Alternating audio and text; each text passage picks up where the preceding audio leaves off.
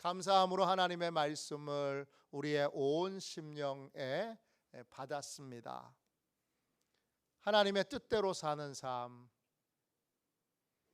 전도에 관해서 사도행전 17장을 가지고 오늘까지 포함해서 5주 동안 같이 말씀을 나눴습니다. 전도는 복음을 전하는 것입니다. 복음을 전하려면 내게 복음이 복음되어야 하고 복음이 잘 정리되어야 합니다. 복음은 세 가지의 단계가 있습니다. 먼저 복음을 아는 단계가 있고, 복음을 누리는 단계가 있고, 복음을 전하는 단계가 있습니다. 핵심은 누리는 것입니다. 아는 것을 그냥 전하려고 하면, 누림 없이 전하려고 하면 그 복음은 지식이 됩니다. 이론이 됩니다. 능력이 나타나지 않습니다. 우리는 사도행전 17장을 통하여 복음이 뭔지를 다시 한번 정립하게 됐는데, 17장 먼저 여러분 1절부터 4절까지에 보면 바울이 데살로니가에 가서 예수는 곧 그리스도라 이렇게 복음을 전합니다. 그리스도는 구원자라는 뜻입니다. 예수님이 구원자이십니다. 예수님이 그리스도이십니다. 이게 복음입니다. 다른 구원자를 믿거나 다른 구원자를 의지해서는 구원받지 못하고 예수님이 구원자이신 사람만 구원받습니다. 그리고 예수님을 나의 주님, 나의 왕, 나의 하나님으로 영접하고 예수님께 인생을 맡기게 되면 새로운 삶의 방식으로 삶을 살게 됩니다. 5절부터 9절까지 보면 그 새로운 삶의 방식으로 살아가는 삶을 6절에 보세요. 천하를 어지럽게 하는 사람이라고 부릅니다. 기존에 있는 사람들과 다른 가치관을 가지고 사는 거예요. 그게 복음을 누리는 거죠. 저 사람은 좀 다르네. 이게 복음 전파예요. 저 사람은 좀 다르네. 일반적인 사람과 다르네.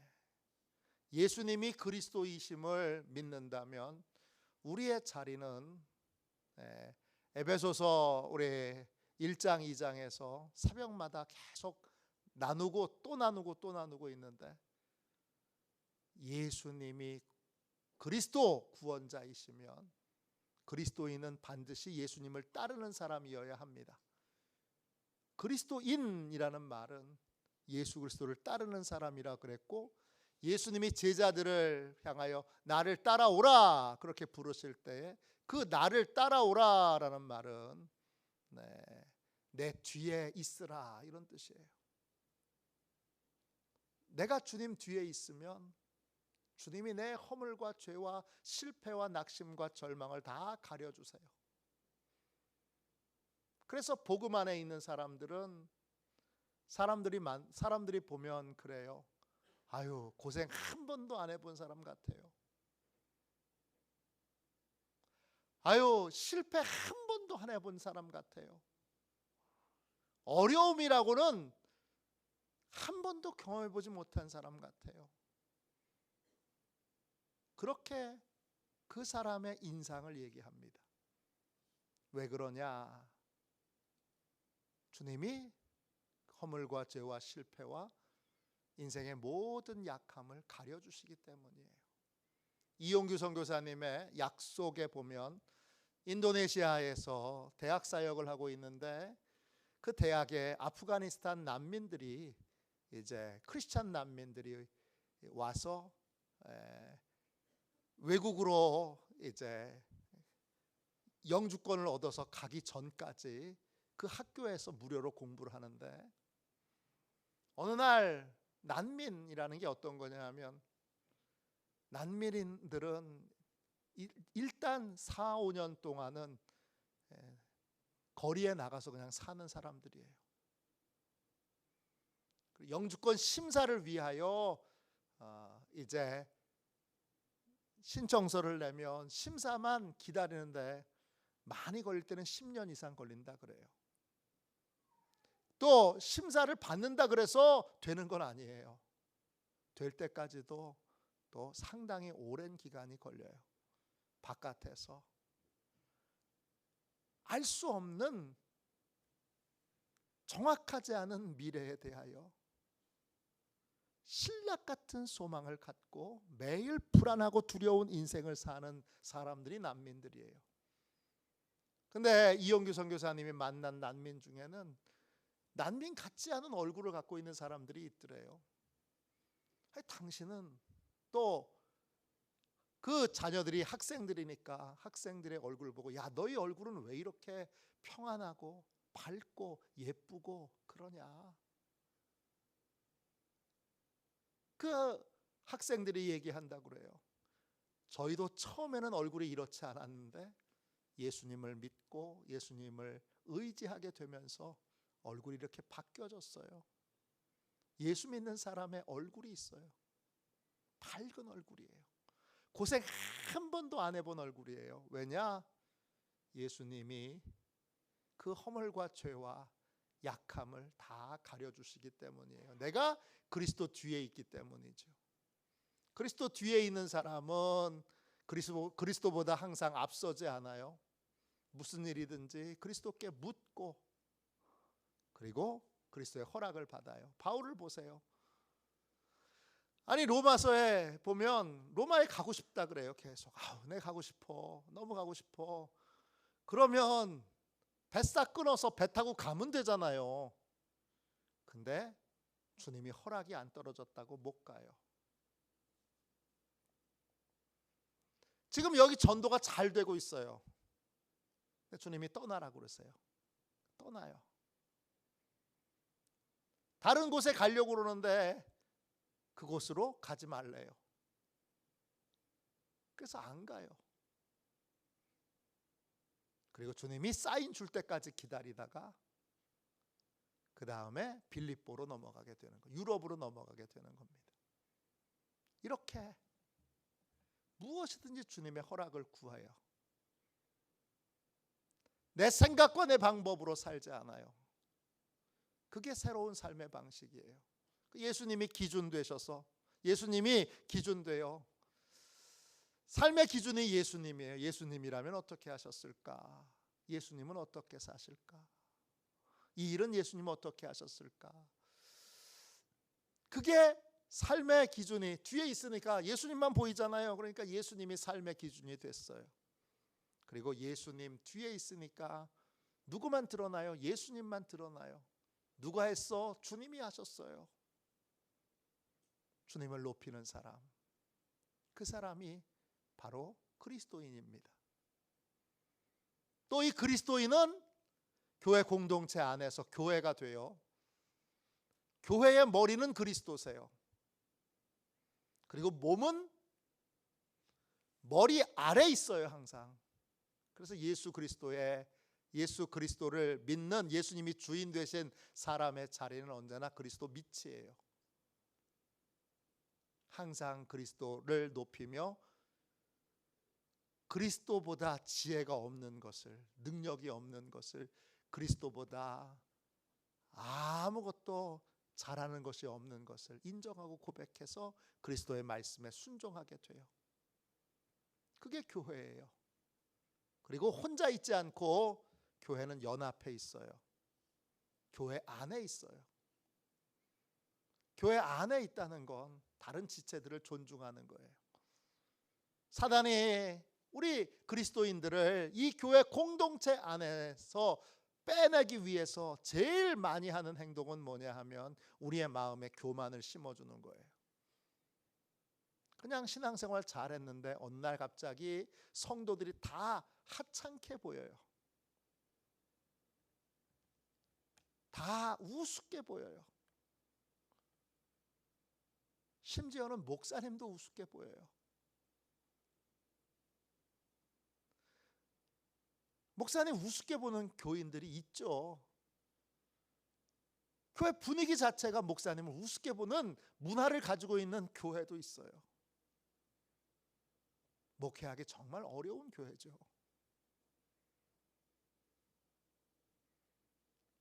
그렇게 내가 다른 성도들보다 높이 있고 다른 성도들이 다 깔보고 무시하게 될 때에 나는 사단의 밥이 되기 참 좋아요. 나는 교회 공동체 안에서 끌려 밖으로 나가기가 쉬워요. 주님이 교회 공동체 안에 숨겨져서 거기서 보호를 받으라고 두셨는데, 그러면 다른 지체들을 존중해야죠. 약한 지체일수록 더 존중해야 되는 거예요. 왜냐? 약한 지체일수록 실제는 훨씬 더 중요한 일들을 하는 분들이기 때문이에요. 우리 몸에 팔은 부러져도 살아요. 다리는 부러져도 살아요. 이빨은 부러져도 살아요. 눈은 뽑혀도 살아요. 귀는 멀어도 살아요. 그러나 심장이 멈추면 못 살아요. 위장이 망가지면 못 살아요. 간이 상하면 못 살아요. 그 모든 것들은 다 약해요. 그래서 이 갈비뼈로 보호를 받고 있어요. 왜? 상하면 치명적으로 죽으니까. 그러니까 교회 공동체 안에서 작은 지체들이 있잖아요. 작은 지체들을 소중히 여기는 거예요. 사랑하는 거예요. 귀하게 여기는 거예요. 약한 지체일수록 하나님이 귀한 은사를 주셨어요. 특별히 교회 안에 신비한 은사를 보면 약한 분들에게 많이 주세요. 예언의 은사도, 신유의 은사도, 또 중보기도의 은사도 약한 지체에게 많이 주세요. 그 지체들을 소중히 여기고 사랑하고 돌보고 아껴야 그분들로부터 영적인 큰 유익을 얻게 되는 거예요. 보호를 받게 되는 거예요. 이게 새로운 삶의 방식이에요. 그리스도 뒤에, 밑에, 교회 안에 그렇게 있을 때 하나님이 예수 그리스도와 연합한 이 교회를 높이 들어서, 그래서 다스리는 권세를 가진 자로, 명령하면 병이 떠나고, 명령하면 귀신이 떠나고, 명령하면 질병이 치료되고 또 문제가 해결되는 권세 있는 삶을 살게 하시는 거예요. 그게 새로운 삶의 방식이에요. 이런 삶의 방식을 보고 사람들은 오해해요. 그리고 공격해요. 그 오해하고 공격하는 것은 다 뭐예요? 그건 오해에서 비롯된 거예요. 그 오해가 풀려질 때까지, 하나님이 마음을 녹여주실 때까지 기도해야 하는 거예요. 그 다음 여러분 10절부터 15절까지 보면 베레아 지역에 가서 복음을 전합니다. 그때 전했던 말씀은 뭐예요? 성경이 하나님의 말씀이라는 거예요. 성경이 하나님의 구원의 진리, 인생의 원리, 행복의 원리, 이런 것들을 가르쳐주고 있다는 거예요. 다른 거 배우기 전에 성경부터 배우라는 거예요. 저도 목회를 꽤 오래 했어요, 이제. 그리고 죄송합니다. 어느 순간 보니까 내가 나이가 이렇게 많았나 싶을 만큼 그렇게 부끄러운 나이를 이제 갖게 됐어요. 근데 최근에 주님은 다시 저한테 성경 말씀을 처음부터 다시 배우라는 말씀을 많이 주세요. 그래서 새해부터는 저는 학생 모드로 성경 말씀을 저 스스로 다시 배우려고 그래요.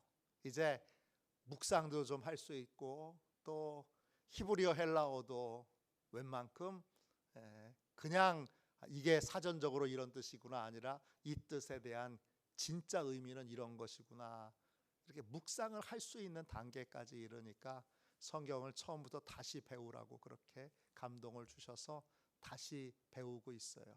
또 배우려고 그래요. 책별로. 주님이 한 10년만 그렇게 하라고 그러셔서 잘 보니까 제가 공부를 안 한 성경 말씀이 많더라고요. 그래서 꼼꼼히 공부해 보려고 그래요. 왜? 성경이 하나님의 말씀이니까. 하나님의 말씀을 통하여 구원의 진리도 얻어야 내 생각대로 구원의 방식을 찾으려고 드는 이 잘못된 방법을 내려놓게 되고, 인생의 원리도 배워야 그 원리를 따르게 되고, 무엇이든지 형통하려면, 복을 받으려면 하나님의 말씀, 성경이 진리이고 성경이 하나님의 말씀인 것을 분명히 알고 전해야 합니다. 그 다음 여러분 16절부터 이제 27절까지 보시면 아덴, 그리스의 수도 아테네에 가서 복음을 전하는데, 아테네에는 여러 철학자들이 많죠. 에피쿠루스 철학자들도 있고 스토아 철학자들도 있어요. 제가 에피쿠루스 철학자들이 뭐 하는 사람인지 알려드렸어요. 쾌락주의자들인데, 그때 쾌락은 성적인 쾌락을 얘기하는 게 아니에요. 고급 문화를 얘기하는 거예요. 고급 식당에 가서 식사하는 거, 이게 에피쿠루스 학파가, 에피쿠루스 철학자들이 삶을 즐기는 방법이에요. 최고급 문화를 누리는 거예요. 최고급 식당에 가서 식사하고, 우리나라도 그런 분들이 많이 생겼잖아요. 미슐랭 1스타, 2스타, 3스타 식당에 가요. 3스타 식당은 보니까 여러분 45만 원, 50만 원씩 해요. 한 끼에. 뭐가 나오길래 그렇게 비싼지 몰라요. 더 놀라운 건 뭔지 아세요? 3스타 식당은 벌써 2년 동안 예약이 꽉 찼대요. 45만 원 하는데,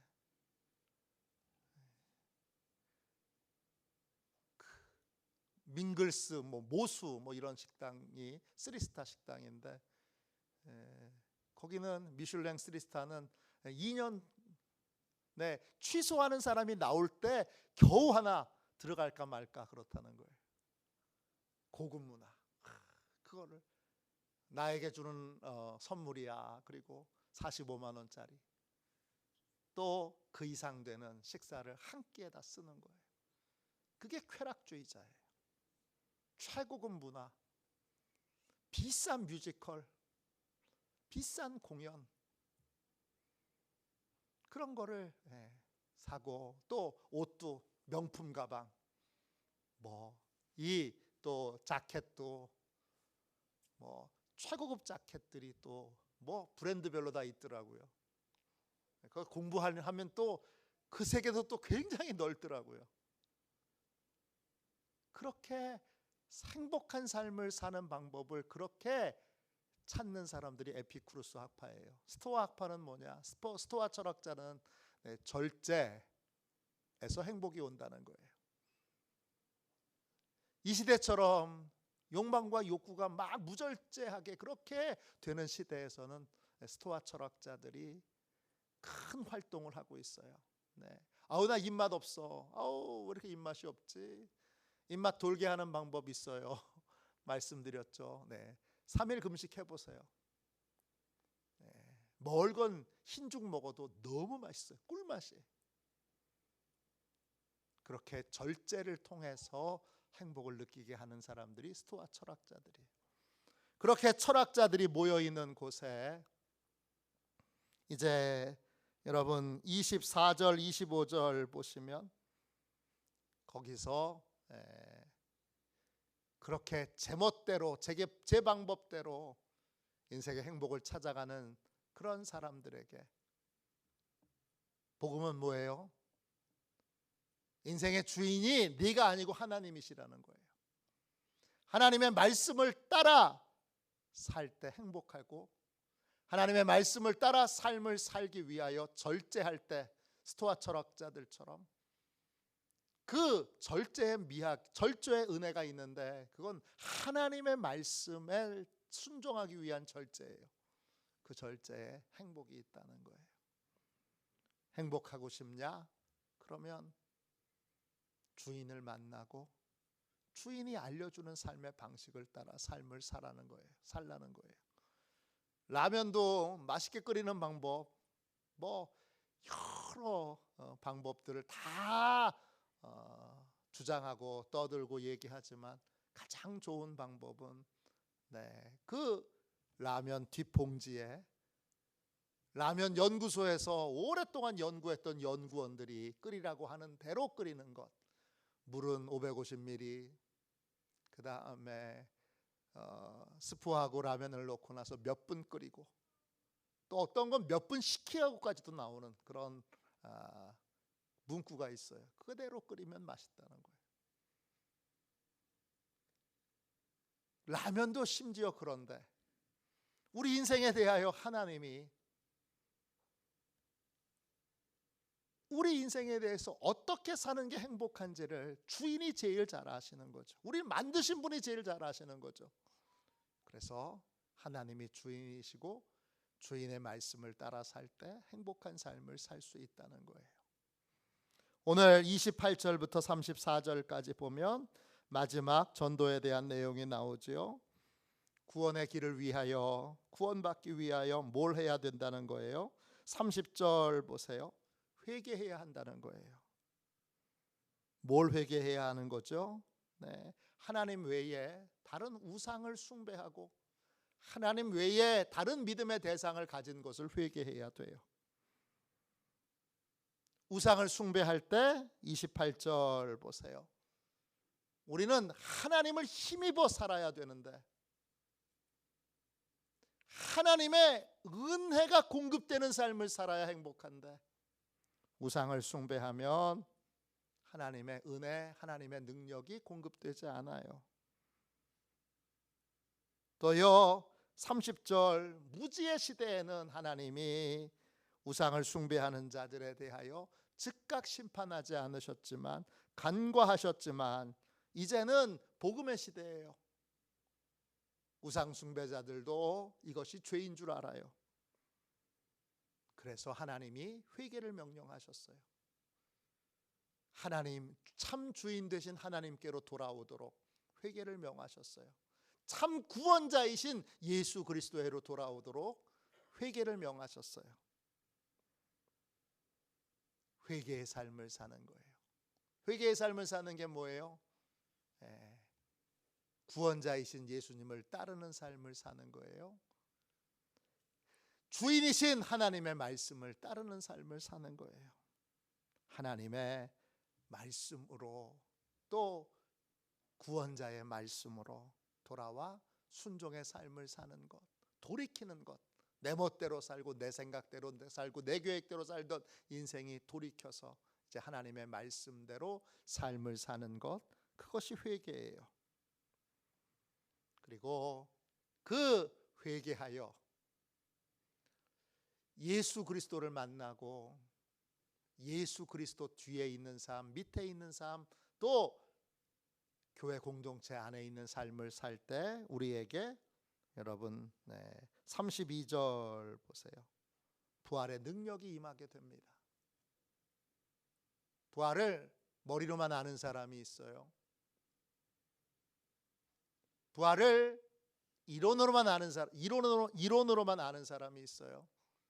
근데 우리가 그리스도 뒤에 있고 그리스도 밑에 있고 교회 공동체 안에 있을 때 예수 그리스도를 통하여 부활의 능력이 우리에게 임하게 돼요.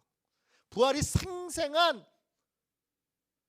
예수님의 부활만이 아니라 하나님에 대하여 살아나는, 그래서 하나님이 말씀하시는 것에 대해서 반응할 수 있게 되는, 또 하나님의 진리에 대하여 깨달아 알 수 있는, 하나님과 교제할 수 있는, 하나님의 뜻을 따라 살 수 있는, 하나님에 대하여 살아있는 인생이 되도록 우리를 부활의 능력이 하나님에 대하여 살아있게 하는 거예요. 뒤에 있을 때, 밑에 있을 때, 안에 있을 때 이 일들을 하나님이 하셔요. 그래서 부활의 능력으로 여러분 34절 보세요. 어떤 사람들은 이제 복음을 조롱하기도 하고, 또 어떤 사람들은 관심을 갖지만 아직 믿지는 않지만 34절에 보면 몇몇 사람들은 그 복음을 전하는 그 일에 열매를 맺게 됩니다. 우리도 때를 얻든지 얻지 못하든지 복음을 전해야 됩니다. 이 시대에는 전도가 소용이 없어. 주님이 말씀하신 건가요? 아니면 여러분의 생각인가요? 아유, 요즘 전도해서 누가 교회 나와? 여러분의 생각인가요? 주님의 말씀인가요? 주님은 한 번도 전도가 소용없어 그렇게 말씀하신 적이 없습니다. 도리어 때를 얻든지 얻지 못하든지 전하라고 하셨습니다. 전하면 반드시 구원받는 자들이 생깁니다. 전하면 반드시 돌아오는 자들이 생깁니다. 물론 내가 간절히 원하는 바로 그 사람이 아닐 때도 있습니다. 그러나 복음을 전하면 반드시 언젠가는 그 사람도 다 돌아오게 될 줄로 믿습니다. 이 17장 전체를 통하여 우리가 함께 전도를 살펴봤으니까 때를 얻든지 얻지 못하든지 힘써 복음을 전하는 귀하고 복된 전도의 일꾼들, 그래서 하나님이 제일 기뻐하시는 전도에 제일 힘쓰는 시온의 모든 가족들이 되시기를 주님의 이름으로 축원합니다. 우리 함께 찬양하겠습니다. 찬송가